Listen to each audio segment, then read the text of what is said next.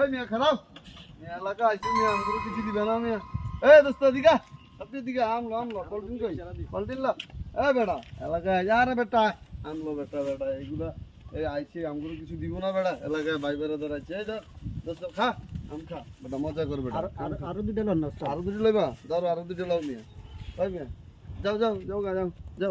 যাও গা ভাই আমি আপনার এলাকার মেহমান আপনারা যে আমার এটা জুলুম করে খান কয় টাকা লাভ আর ভাই এমনি এদি খাই কি হয়েছে না ভাই? ভাই আমি আম বেচতে আইছি ওনারা আমার কাছ থেকে আম নিয়ে গেছে যার মতো আমার কয় টাকা লাভ কি ভাই বেটা গরিব মানুষ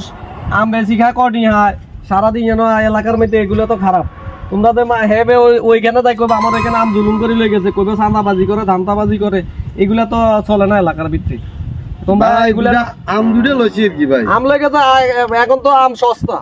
আম মনে 30 টাকা 35 টাকা কেজি তোমরা 1 কেজি কিনি খাও বেটার থেকে এখন তো তোমরা যে মিলে 2 কেজি লইয়া লাইছো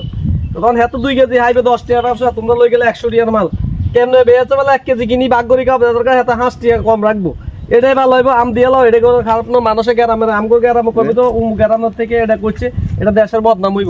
আমরা দিয়ে লাও এটা ভালো হইব এত মন কষ্ট নিনা মিলে দিলে যাও সবাই